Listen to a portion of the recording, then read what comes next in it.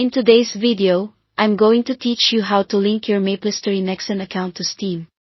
Start in the Steam desktop client. Make sure you're signed into the Steam account you want to use with Maplestory, then go to your library, open Maplestory's game page, and click play. Launching from the game page matters because it triggers the official linking flow between Steam and Nexon, so you're guided through the right prompts. If it's your first time launching, you may see the End User License Agreement.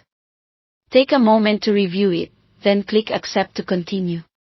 You won't be able to proceed with linking until the EULA is accepted, so don't skip this part.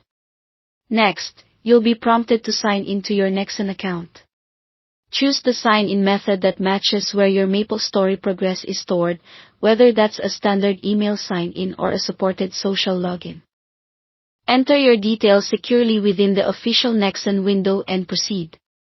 For safety, never share your login information, and make sure you're using the Nexon account you actually want linked. The link ties your current Steam account to that specific Nexon account, so it's worth double-checking before you continue. As the launcher moves forward, Windows may show a user account control prompt requesting permission to make changes. This is a routine step for game launchers.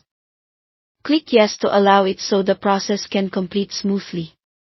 If no UAC prompt appears, that's normal too, just continue with the flow.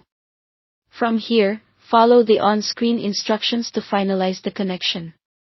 The exact screens can vary, but you'll typically be asked to confirm that you want to connect your Steam account to your Nexon account. Keep any browser or launcher window that opens in the foreground and finish each prompt until you see confirmation. Once confirmed, Maplestory will proceed to launch. You'll know the link worked when Maplestory starts without asking you to link again, and you can access your existing characters and any items associated with that Nexon account.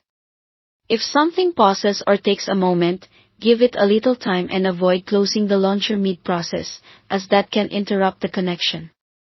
A steady internet connection helps keep everything moving. And that's it. Thanks for watching.